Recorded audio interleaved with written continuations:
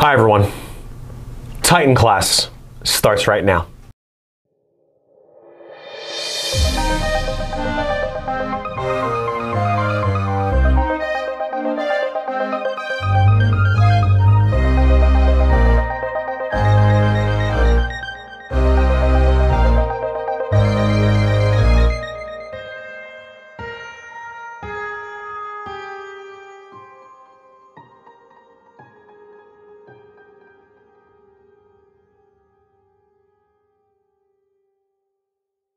On this episode of TitanClass, we're going to be solving a whole bunch of quadratic functions. Part 1, the discriminant. Part 2, quadratic formula. Part 3, solving by square roots. Part 4, completing the square. Part 5, solve by factoring when a is 1 and when a is greater than 1. And finally, Part 6, projectile motion. Let's get there. Part 1, the discriminant. Remember that the discriminant is a very special portion of the quadratic formula. It is b squared minus 4 times a times c. Just the stuff under the radical. So the discriminant helps us solve and find out the solutions and how many there are in a quadratic formula or a quadratic function. So here are the rules. If we get a value that's greater than 0, meaning a positive value, that means we have 2 real solutions. If we get 0 exactly from simplifying the discriminant, we only have 1 real solution. And if we have a value that's less than 0 or negative, we're going to have 2. Titan, your hair's literally all over the place, man. It's like I'm swimming in your hair. I'm going to have 2, apologize, imaginary solutions. All right, so let's get a couple of problems done. Number 1. And I'll leave that here. Remind me not to erase it, because that would make a lot of sense. Number 1, let's say we have a negative 4x squared minus 3x plus 1 equals 10. Huh. Okay, so clearly this is not in quadratic form yet. I have a value on the right-hand side, and you may have those, right? So just know that when we're trying to solve the discriminant, that 1 is not c. I have to move that 10 over to combine like terms, and then I can identify a, b, and c. So let's do that here. I'm going to just subtract 10 on both sides.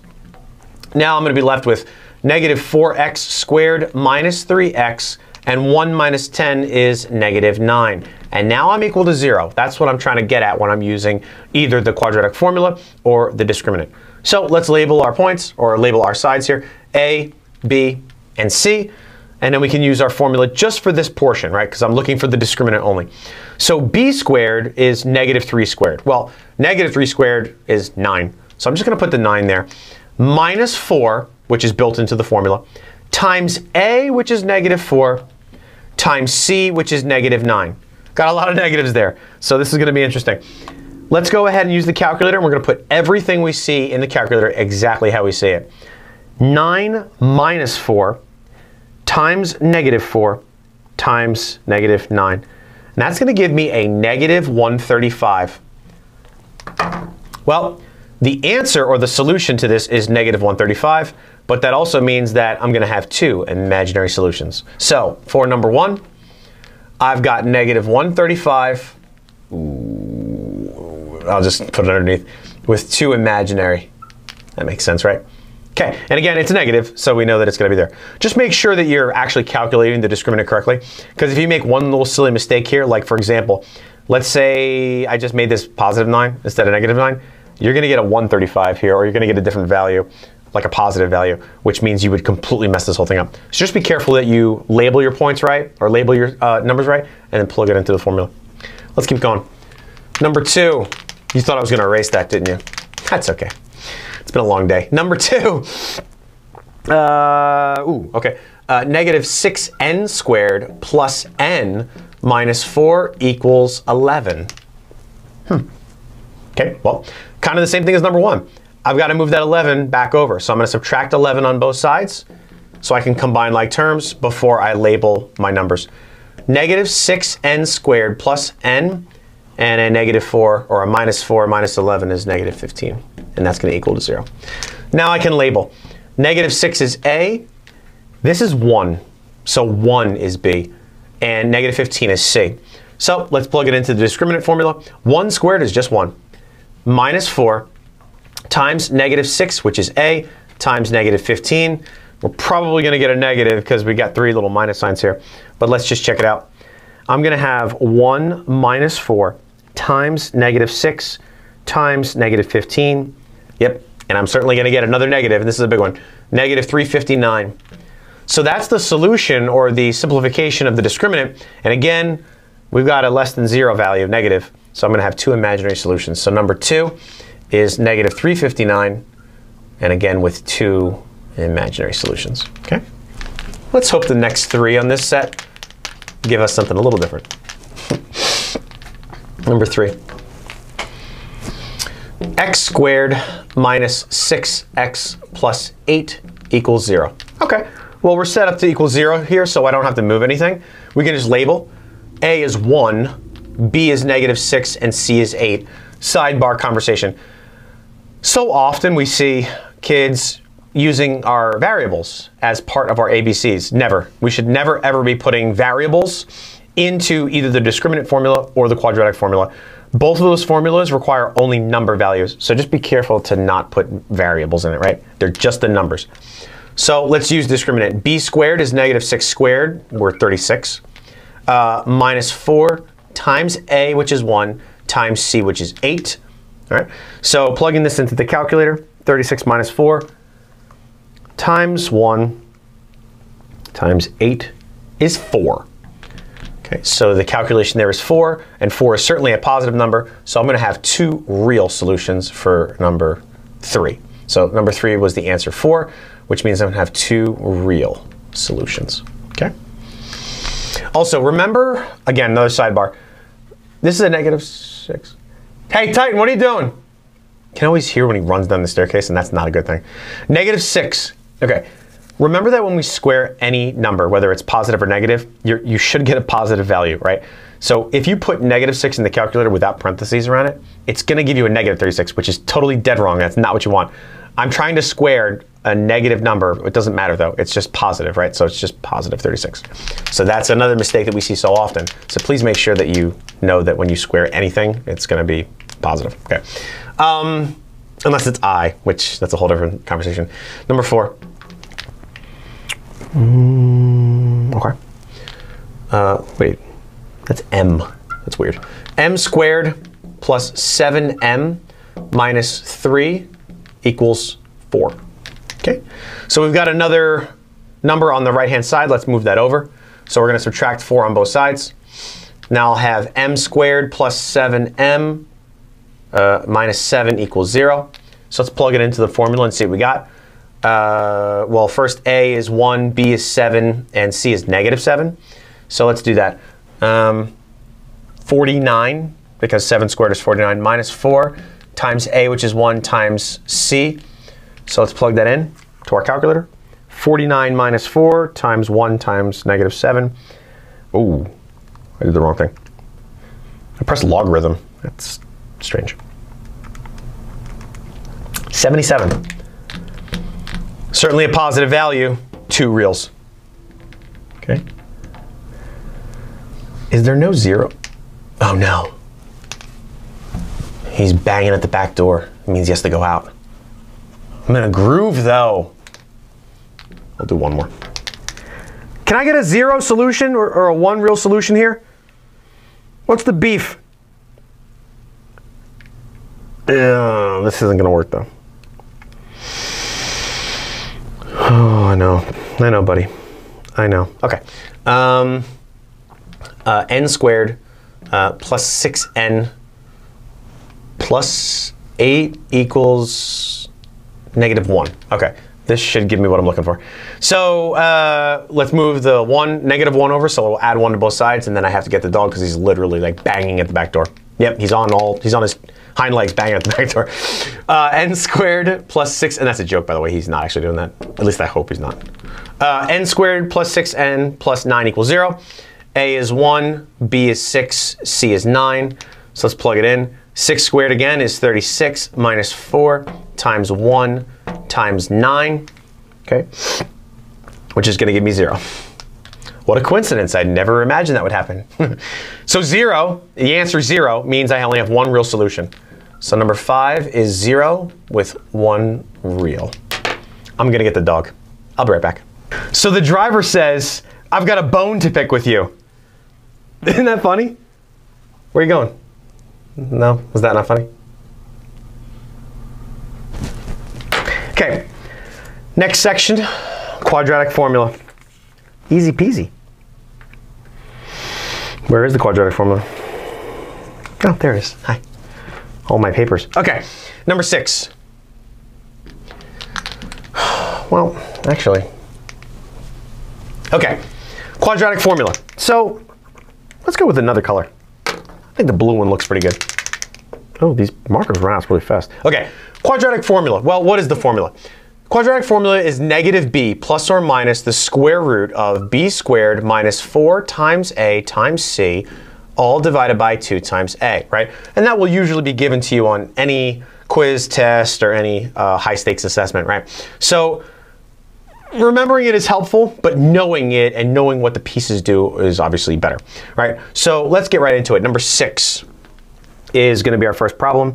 All right, let's say we have 3x squared minus x plus 2 equals 0. Okay, well, how do we know when to use the quadratic formula? Well, it's kind of tricky. Number 1, you know when to use it if it's asked to use the quadratic formula. So if it says like use the quadratic formula to solve, you can't really get away with not knowing how to do it, right? And the second way is if you see something that looks kind of like this, where I have a number that is greater than 1 here, and I'm not really sure how to use the area model, the quadratic formula will always work, right? Because it'll always give you solutions no matter what. So let's go ahead and do this. I don't have to move anything, right? Because that's 0. So a is 3, b is negative 1, and c is 2. Okay, now, here's where it gets a little tricky. Negative b means I'm going to take the b value and just negate it, meaning I'm going to take whatever b is and switch the sign, because that's what that really means. But b is already negative. So if it's already negative and it asks me to switch the sign, our b value is not going to be a positive 1. Right? So this is going to be 1 plus or minus the square root of b squared. So negative 1 squared is just 1. And I'm going to do that calculation in my head so I don't make a silly mistake. Minus 4 times a, which is 3, times c, which is 2. And that's all going to be over 2 times a, or 2 times 3, which is 6. So let's go ahead and calculate the discriminant so we can kind of figure out where we're going to be, and then we'll go from there. Negative 4 times 3 is negative 12, and negative 12 times 2 is negative 24. So this is actually going to be, under the radical, 1 plus or minus the square root of negative 23 over 6. Okay, so this is where the discriminant and understanding it helps us out. I know we're going to have 2 imaginary solutions. We only have to go one more little step and we're done. Let's go over here. So I had 1 plus or minus the square root of negative 23 over 6. Well, I can't simplify the 23 because there's no perfect square radical that comes out of 23. So the only thing I can simplify is that negative sign, which becomes a I, right? So what we're really doing, I'm not going to erase that, I want to keep it. 1 plus or minus I, because that comes outside root 23 over 6. That's actually my final answer. I can't simplify anything else. So for number 6, our final answer is 1 plus or minus I root 23. Ooh, you can't see that. I keep forgetting how far over I am. I'm sorry. 6 is going to be 1 plus or minus I root 23 over 6. All right, let's keep going. I'll leave the quadratic formula up because we got a couple more to do. Oh boy, a lot of shaking. Number 7. Okay, 4x squared plus 6x plus 4 equals negative 3. Interesting. All right, well again, with quadratic formula, I've got to have everything to the left-hand side. I can't have this negative 3 here, so let's add it to both sides and get rid of it. So we'll add 3 to both sides, and then we'll go from there. So I'm going to have 4x squared plus 6x plus 7 equals 0. Definitely a quadratic formula problem. This is really ugly. So 4 is A, 6 is B, and 7 is C. Negative B is negative 6. Plus or minus the square root of B squared, right? 6 squared, which is 36, minus 4 times A of 4 times C of 7. And that's all going to be over 2 times A, or 2 times 4, or 8. All right, let's do the discriminant. I'm going to use the calculator for this. So this is 36 minus 4. times 4 times 7 gives me another negative number, right? So this is going to give me negative 6 plus or minus the square root of negative 76 over 8. Okay. We need to see if we can simplify 76. We know the I is going to come out, so that's regardless. So 76, is there a perfect square factor that we can take out? Well, I think 4 comes out.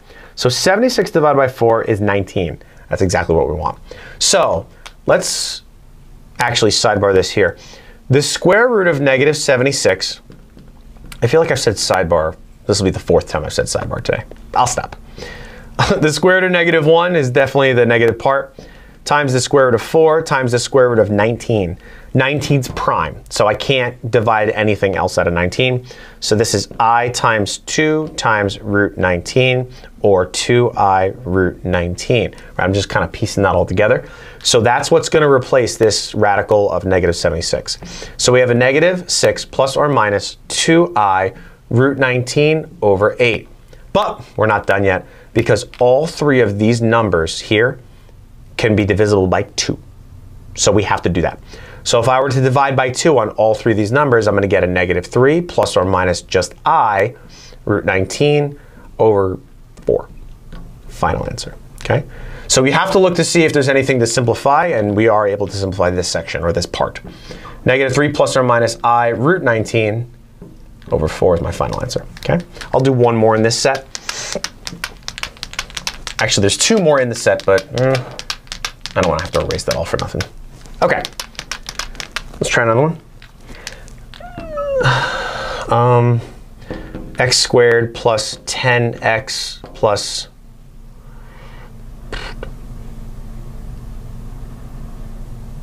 9 equals. You okay, buddy? 11. Where are you? You're not in here. He's out the door. I got an 11 here. I can't have it. I've got to subtract it, move it over. Bless you. Hey, calm down. Crazy. X squared plus 10x minus 2 equals. Hey, relax, pal. Jeez. I don't know if you can hear him. He's like, arr, arr. I'm sorry. A is 1, bless you. B is 10, C is negative 2. Hey! Okay, so let's do negative B, which is negative 10, plus or minus the square root of 10 squared, which is 100, minus 4 times A of 1 times C of negative 2, and that's going to be over 2 times A, or just 2. Okay, so we're definitely going to have a positive result here. I don't need this. This is negative 4 times 1 times negative 2, which is 8, so this is 108. So we have negative 10 plus or minus the square root of 108 over 2. 108, okay, we need to see if we can get something out of that. I think it's divisible by 4, but because 4 times 27 is 108, and 27, the other factor, is also got a perfect square in it, 4 is not big enough. Let's try 9. 108 divided by 9 is 12. That's actually still not big enough, because 12 can take a 4 out. So 9's not good. Let's go to 16, which is the next biggest perfect square. That's not going to work. Let's do 108 divided by 25. Nope. 108 divided by 36. That's got to work. Yeah, there you go. So the square root of 108 simplifies to the square root of 36 times the square root of 3. And that's what I'm looking for, because 3 is not good enough. This breaks down to 6 root 3. So I'm going to replace this radical with 6 root 3. So negative 10 plus or minus 6 root 3 over 2. But again, we're not done, because I can divide a 2 out of all 3 of these terms, right? The radical doesn't matter, because I can't touch that anyway. So I can take a 2 out of all these. So this is a negative 5 plus or minus 3 root 3 over nothing, because it's over 1. Final answer, all right? So number 8 is negative 5 plus or minus 3 root 3. And again, why is there no denominator? Well, because if I divide 2 by 2, I get 1, and I don't have to put 1 there, okay? All right, let's go ahead and do one more. I was kind of hoping to do one that would have like regular solutions. Let's try to make one. That's hard though. Oh, I know one. Okay, 9. X squared minus 7x plus 10 equals 0. Now we could have just area modeled this and factored it, but because I'm asking for quadratic formula, let's quadratic formula it. A is 1, B is -7, and C is 10. But again, negative B means I'm going to change the sign of this. So it's just going to be 7 plus or minus the square root of -7 squared, which is 49, minus 4 times A, which is 1, times C, which is 10. All divided by 2 times A, or just 2. So -4 times 1 is -4. -4 times 10 is -4D. So that's 9 under the radical. So let's go ahead and finish that up. 7 plus or minus the square root of 9 over 2. Well, the square root of 9 is 3. So, let's go here. This is going to be 7 plus or minus 3 over 2. Now here is where we're going to have two whole number or integer solutions. So let's do this twice. First, we're going to do 7 plus 3 divided by 2. Well, 7 plus 3 is 10, divided by 2 is 5. That's my first solution. Now let's do this when it's a minus sign. 7 minus 3 over 2, right? Because there's a plus and minus, that's why I'm doing this twice. 7 minus 3 is 4, divided by 2 is 2. So my answer for number 9, and I'm going to squeeze this in, is 5 and 2, okay? Because we were able to get actually a perfect square under the radical. So when you get a perfect square under the radical, and you square root it, you're going to get two solutions that are certainly real, but they're probably going to be integers. But if they're rational, meaning they're fractions, it's okay too. All right? All right, that's the quadratic formula section, right? Not bad. Most of them will end up like this, where you won't actually have to do a lot of simplifying. Let's move it along. Solving by square roots. Let's stay with the blue. I like that one. Okay, so solving by square roots, we got 4 problems for you. Let's go ahead. Number 10, and I'll erase that once I get done here. Number 10, okay. So let's say we've got x plus 8 squared equals 18. Okay. So what do we do here? Well, we're square rooting. We're solving by square roots. So it's asking specifically to solve by square roots, so we have to do that. Which means I'm just going to go ahead and start the square root process, right? So the method of square rooting means I'm getting rid of the 2. The square root sign, the radical, and the 2 go away. All that's left is x plus 8.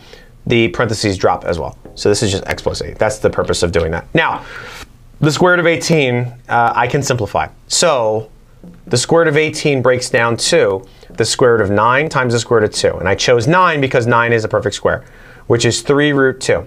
That's the simplification of this. So remember, when we take a square root, though, it's plus or minus. So this is plus or minus 3 root 2. Sorry about that, too. It looks like it has an elbow. All right, now, I'm going to subtract 8 on both sides. So I'm going to subtract 8 here and here, which means I'm going to be left with x equals -8 plus or minus 3 root 2. I cannot combine that 8 with that 3, and it's a negative because I had to move it because it was a plus. So my final answer here is x equals -8 plus or minus 3 root 2. And again, we're not going to get an integer or whole number answer here because the square root of 18 is not perfect. So number 9, or this is 10. Number 10 is -8 plus or minus 3 root 2. Okay. So solving by square roots is pretty simple. It's like, think complete the square, but we like fast tracked to just like with only a couple steps left. Because complete the square is a beast. All right. All right. Okay. X plus 9 squared equals 24. Square rooting. We'll square root both sides. The 2 goes away, the parentheses go away, and the radical go away. I have x plus 9, and that's going to equal, okay, the square root of 24, we can break that down too.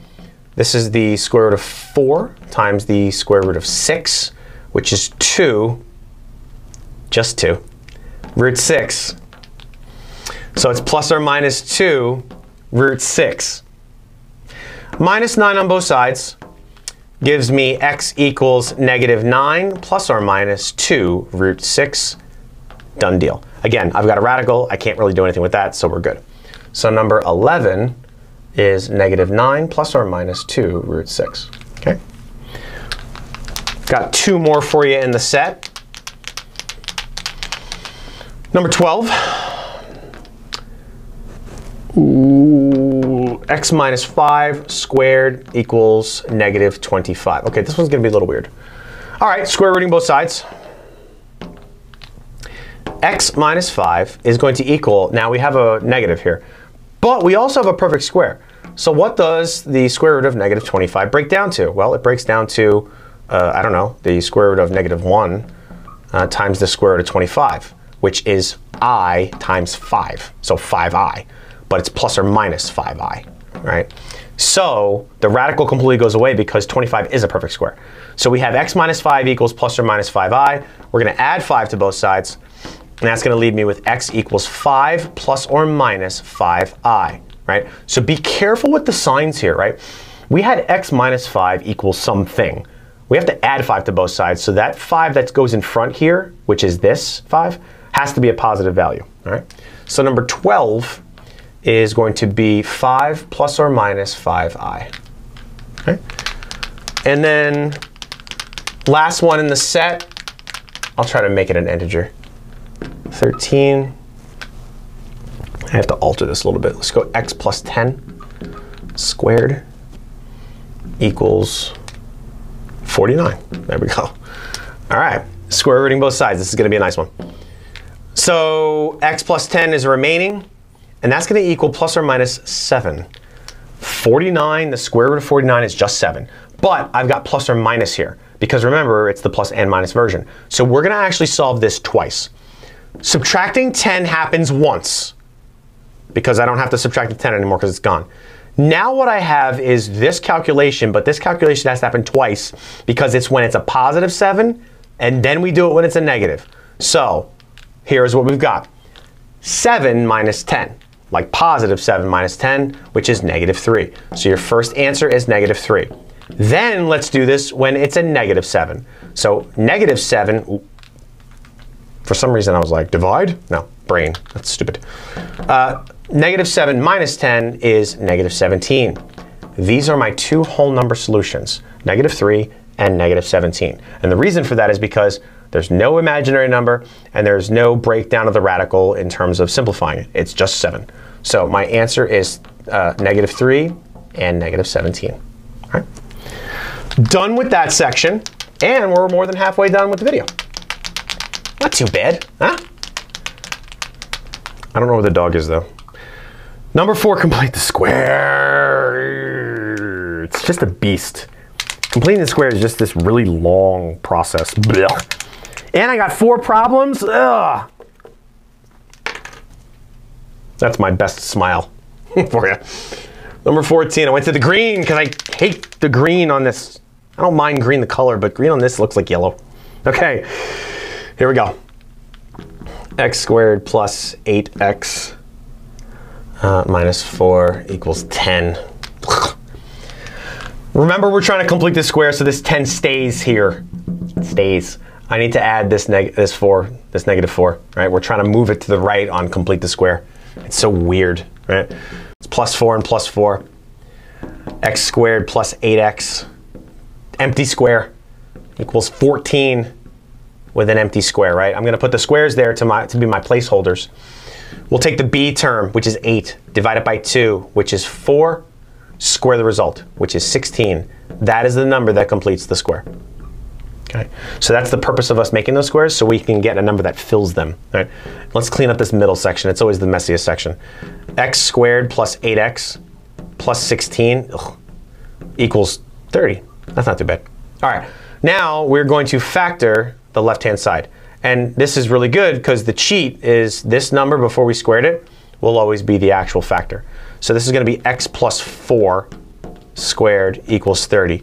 Now, like I said about the last set, in part 3, this is like solving by square roots. So we did all this to just get to solving by square roots, right?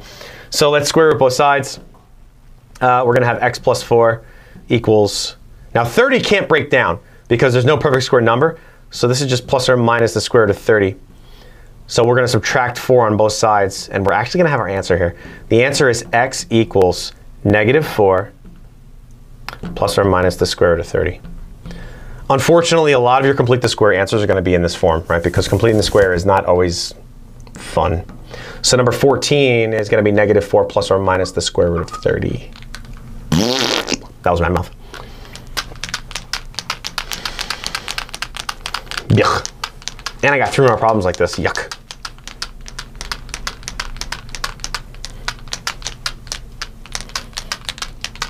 Yeah. Sorry. Complete the square is just really long. Okay. Next one.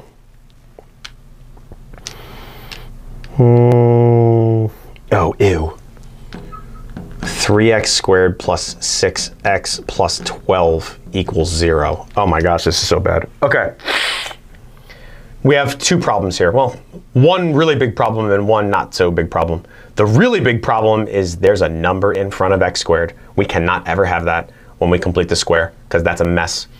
The little problem, which is not really a problem, is this is 0. We're still going to treat this as 0 and we're still going to move this 12 over. Here's what we want to do. We have got to get rid of this 3. So it just so happens that all 3 of these terms, the a, b, and c, are divisible by 3. So I have to take the 3 out, but I'm going to factor a 3 out of everything. So here's what we're really doing. If I factor a 3 out of everything, the 3 comes out. Now, it actually goes away. It disappears. It's gone, right? I don't need that anymore. So we're left with x squared plus 2x plus 4 equals 0. Right? I'm only factoring the left-hand side, so I can't factor a 3 out of 0. And even if I did, it would still be 0. But I'm factoring out a 3, so what happens is I'm really dividing all 3 of these terms by 3. So that's where the 2 came from, because 6 divided by 3 is 2, and 12, divided by 3 is 4. So now we can complete the square. Minus 4 on both sides. Excuse me. Chasing after the dog. X squared plus 2x square equals negative 4 square. Take the b term 2, divide it by 2, which is 1, square the result, which is 1. So 1 is the number that completes the square. This is going to be a messy problem. X squared, if it wasn't messy already, x squared plus 2x plus 1 is going to equal negative 3. Ugh. All right, do I have space to do this? Yeah, I think I do. All right, factoring, and we'll factor it up here. We know the number already that we're going to factor it by because that's the number right before we squared it. X squared plus 2x. Ooh, I don't have to write that again. Dumb. X plus 1 squared equals negative 3. Now we'll square root both sides, which leaves me with x plus 1 equals plus or minus. Now the I comes out, but I can't simplify 3. I root 3. Subtract 1 on both sides is my last step. X is going to equal negative 1 plus or minus I root 3. That's an ugly answer. So negative 1 plus or minus I root 3 is my final answer there. Okay. Ugh, that was only 2 problems. We still have 2 more problems to complete the square. That sucks. I don't think the green is erasing well, or this board just didn't get cleaned. All right. Okay, number 16. X squared minus 8x plus 1 equals, what was it? 13. Okay. Again, the 13 stays. I'm going to subtract 1 on both sides, which leaves me with x squared minus 8x square equals 12 with a square. Take the negative 8, divide it by 2, which is negative 4 squared, which is 16. That's the number that completes the square. Let's go ahead and we got x squared minus 8x plus 16 equals 28. This will be simplifiable. Negative 4 was the number that goes inside the parentheses. So x minus 4 squared equals 28. Square root both sides, which will leave me with x minus 4 equals, now 28 can simplify because we can take a 4 out. So this is going to be the square root of 4 times the square root of 7, or 2 root 7. So plus or minus 2 root 7, because the 28 was there, right? Add 4 to both sides is actually my last step. X is going to equal 4 plus or minus 2 root 7. Final answer. Okay, one more of this incredibly stupid way to solve a quadratic. I can't hate on it really. I mean, I say that because it's long, like it's hard to do, but it's actually really helpful. Okay, last problem in the set, so 17. Let's do another one of those. 8x squared minus 16x plus 8 equals 0. Okay. Again, we're completing the square. I got to take an 8 out. I can't have that there. So let's factor an 8 out of all three terms. So 8 comes out, but it's gone. I don't need it anymore. X squared minus 2x plus 1 equals 0. This is going to be a good one. Okay, so let's subtract 1 on both sides. And again, we divided the 8 out, right? So x squared minus 2x square equals negative 1 square. Take the negative 2, divide it by 2, which is negative 1, square the result, which is 1. So 1 is the number that completes the square. Well, this is actually really weird. Okay. I don't think I've seen one like this ever. X squared minus 2x plus 1 equals 0. Now that's going to be interesting. Take the factors, so it's negative 1. X minus 1 squared equals 0. Okay. Square root both sides. Let's see where this goes. Then x minus 1 is going to equal 0. There's no such thing as plus or minus 0, so I don't have to write it, because the square root of 0 is just 0. This means there's only one solution to this quadratic, which is very odd with complete the square. I'm going to add 1 to both sides. X is 1. That is so weird. So my only solution for this is 1, right? Because there's no plus or minus 0. This is the only time that this will happen, right? So this is our one solution. So the discriminant of this, if we were to do it, is 0, right? So there's only one solution. That was a good one to stop on. Okay, let's get to the next set. And our next section is going to be solved by factoring. So area model, right? We're going to do some area model stuff, which you should be very, very familiar with. We've done a ton of videos on those. Let's go to the red one, even though the red one, not a huge fan of. Okay, we're going to make it a little bit harder, though, because we're going to change the way these look. I have 5 problems in this set. So number 18, that actually didn't look too bad. Okay, x squared minus 9x equals 15. Ooh. That's not what it is. And I can't do that because it won't work.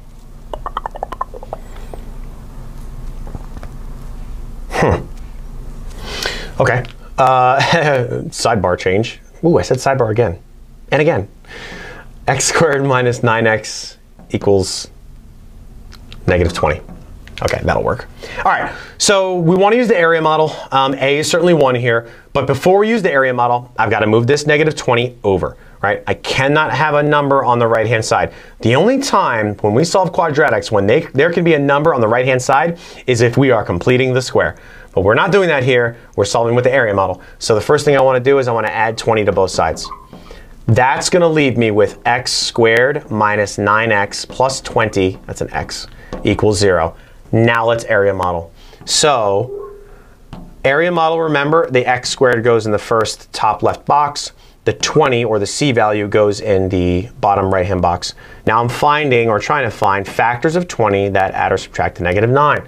Well, that's easy. It's going to be 4 and 5. But what are the signs going to be? In this case, they're both negative, right? Because negative 4 minus 5 is negative 9, and negative 4 times negative 5 is 20. So this is a negative 4x and a negative 5x. Okay. X comes out because that's what the greatest common factor is of these two terms. Negative 5 comes out because that's the greatest common factor here. We have to lead with the negative.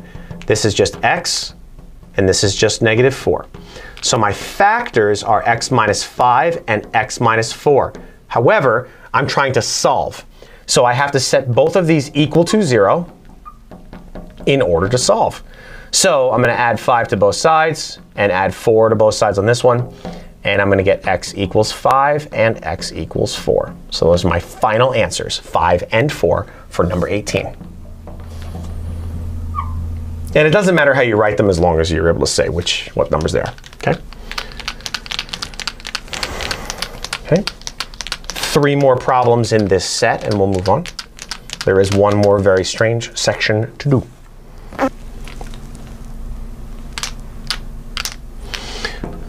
This is 19. 9x squared is going to equal 81. Okay, now this is strange because I don't need to factor this so much the way as I'm going to use square roots to solve it with factoring. because I can still factor it without the area model so much, because there's no middle term. So we can use this actually, because a is greater than 1. Let's see what we can do here. Normally, we would have a b value. There is no b value here, it's just 0. But we can't use that in the area model. So let's do this instead. We can do two things. One, we can solve by square roots straight up. Or two, we can simplify this further. Let's go ahead and solve by square roots straight up though. If I square root both sides, and I'm allowed to do that, I'm only allowed to do that here because both the 9 and the 81 are perfect squares. So let's see what we get. The square root of 9x squared is just 3x. And that's going to equal plus or minus 9, right? Because the square root of 81 is 9. Now let's divide by 3 on both sides. That's going to give me x equals plus or minus 9 over 3, which means if I did the plus first, that's just 3. Right? So 3 is my answer here. Then if I went back and did the minus, that's negative 3. So I have a 3 and a negative 3, or if you wanted to write it like plus or minus 3, that's fine too. So this wasn't actually the area model, but it was a similar way of factoring that we could have used. Because square rooting technically is a factoring way. It's just a little bit more specific. So let's stay away from this for the next one, but I wanted you to see that just in case. All right, now why does that work again? And it works because both of those numbers are perfect squares. Let's go back to some old school area model. It's just hard to create these ones. Okay. All right. 2x squared minus 5x minus 3 equals 0. Okay. Well, let's go ahead and use area model here. So when I draw the area model, we've got a 2x squared. We've got a negative 3. And now on this particular problem, because there's a number in front, I'm going to multiply the a and the c term, right? So 2 times negative 3 is negative 6. Remember, when a is greater than 1, that's what we're doing here. We're going to multiply the a and the c value to get the multiplier, right? The factorable thing for negative 5. So I need a, there's 2 different ones it could be here. Let's see. 2 and 3 was my first choice. But I can't use 2 and 3. Because if I use 2 and 3 to get negative 5, they both have to be negative. But if negative 2 and negative 3 are here, negative 2 times negative 3 is positive 6. So we actually have to use 6 and 1 here. This is a hard one. So I need the negative to be on the 6 and the positive to be on the 1. This is a really tricky problem. Negative 6x and positive 1x, right? And again, why we couldn't use 2 and 3 was because I can't manipulate the signs to work for both the multiplier and the adding or subtracting. Okay, really tricky. So 6 and 1 is our answer here. I don't know why that 6 has a tail. 2x comes out, 1 comes out, x, and negative 3. My factors are 2x plus 1 and x minus 3. So I have to set them both equal to 0. So 2x plus 1 equals 0, and x minus 3 equals 0. Subtract 1 on both sides for the first set. 2x is going to equal negative 1. Divide by 2 on both sides, and I'll have x equals negative 1/2. Okay. Add 3 to both sides here. This one should be really easy. X is just going to be 3. So we have our 2 solutions for number 20. And that is going to be negative 1/2 and 3. Okay. So be really careful when you have these types of problems, okay? One more in the set.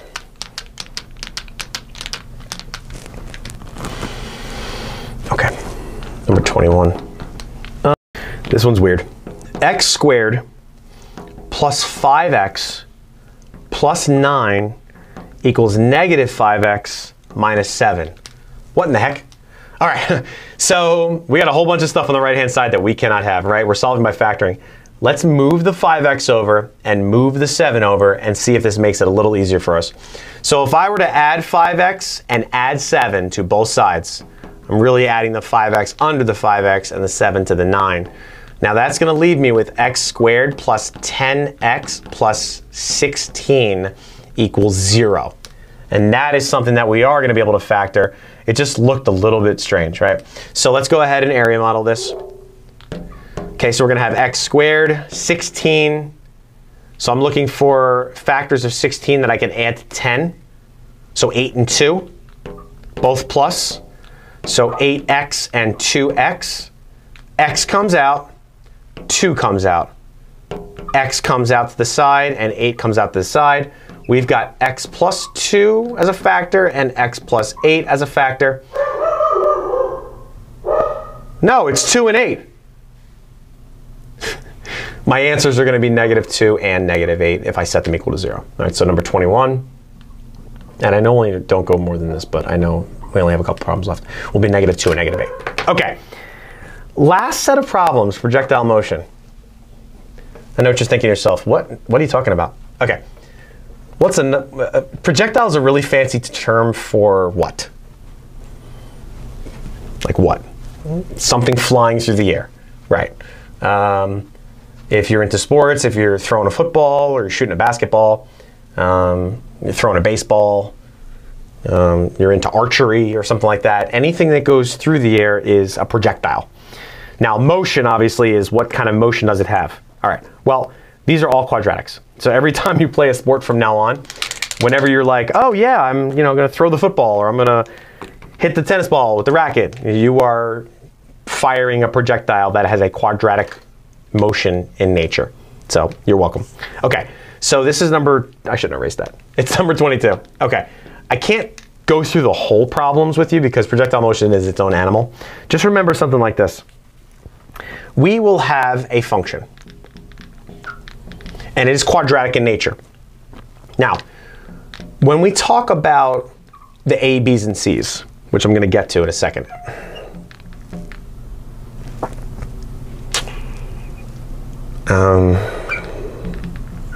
oh, I can't say equals 0 because then I have 2 equal signs. OK. This is the nature of how the formula is written for a quadratic in terms of projectile motion. Now, let's see what we understand here. We've got an x squared. Ooh, that's actually going to be a t because we have to use the same letters. It doesn't matter. So we have a variable squared, which is quadratic in nature. My b value is going to have a coefficient in front of it, and my c value is just going to be a number by itself. OK, now here is what this means. The -16 is going to be given about 99% of the time. Now, what is -16? Well, that's a really special number when we talk about objects falling back to Earth due to gravity. Yes, I know it's science, but it actually makes sense. So how does an object fall to Earth through gravity? What is that universal number? Well, when we talk about meters per second, it's going to be 9.8 meters per second squared. That is the universal way that objects fall to Earth or fall to the ground through gravity. So that's their travel time or travel speed through gravity. This value here is going to be that speed, okay, or the acceleration to Earth due to gravity. It doesn't matter either way. But it's always going to be -16, or 99% of the time it's going to be -16. More importantly, this will always be given to you, okay? Now, what is the V and what is the S? Okay. Well, V stands for velocity, right? So the velocity is going to be that coefficient that's next to t. Okay, now just think it's like x, it doesn't matter. S is always going to be your starting position, or your starting value, meaning where was the projectile launched from? Okay, so number 22 is us going to do 2 things. Number 1, we're going to plug in the V and the S, and then we're going to use the quadratic formula to solve. So be really careful what we're doing. We're just inputting 2 numbers to replace the V and the S, and then we use the quadratic formula to solve. That's all. Okay, so let's say that we threw a ball in the air, and the ball was thrown from 20 feet up, or 20 feet, like let's say you're standing on like the side of a cliff. It's only 20 feet high, so it's not really a cliff. So this is where the ball was initially thrown. And then let's say the velocity of that ball was 8 feet per second. Now again, we're in feet. That's why it's 16. So if we were to convert the 9.8 meters per second squared to feet, we would get just about -16, because negative would be the downhill slide. All right, so we started at 20 feet, which is going to be the S value, or the initial term, and the 8 feet per second, that's velocity. And you should know that because we have a calculation here, or a different unit of measure. So that's going to be V. So let's rewrite this. -16t squared plus 8t plus 20.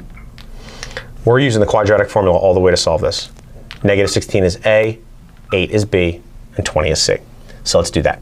So negative b is negative 8 plus or minus the square root of b squared, which is 64, minus 4 times a times c, all divided by 2 times a, which is going to be negative 32.